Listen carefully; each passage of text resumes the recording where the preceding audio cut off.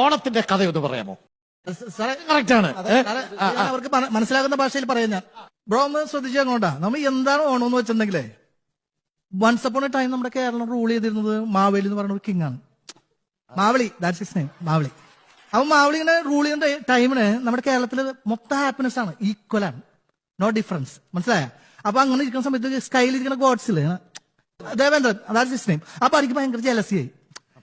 ഇവിടെ ഭയങ്കര ഹാപ്പിനെസ് ആണല്ലോ. അപ്പൊ അവിടുന്ന് ഹൈറ്റ് കുറഞ്ഞൊരു ബഡീനെ എർത്തിലേക്ക് സെൻഡ് ചെയ്യണം. മനസ്സിലായ? വാമനൻ എന്നാണ് അവരുടെ പേര്, വാമനൻ. വാമനൻ ഇങ്ങനെ വന്നിട്ട് ഭയങ്കര ആക്ടിംഗ് ആണ്. അത്ത ടൈമിന് മാവലി ഇവിടെ ഒരു പൂജാ സെറിമണിയൊക്കെ നടത്തുന്ന ആ ഗ്യാപ്പിലാണ് വാമനൻ ഇവിടെ വരുന്നത്. വാമനൻ വന്നിട്ട് ഭയങ്കര ബെഗിങ് ആണ്, ആക്ടിംഗ് ആണ്, ബെഗിങ്.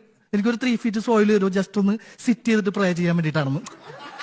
നമ്മുടെ മാവളി എന്ന് പറഞ്ഞാൽ ഡീസന്റ് ആണല്ലോ, ഭയങ്കര ഫ്രീ മാനാണ്. അപ്പൊ മാവളി പറഞ്ഞു ഓക്കെ ടേക്ക് ചെയ്തു. അത് ആ ടൈമിന് എന്ത് ഈ ചെറിയ പടിയുണ്ടല്ലോ വാമനൻ, അങ്ങനെ നിന്നിട്ട് ഇപ്പോൾ ഗ്രോ ചെയ്യുന്നു, അങ്ങനെ ടോളാണ്, ജയിന്റ് ആണ്, എർത്തിനേക്കാൾ ബിഗ് ആയിരുന്നു.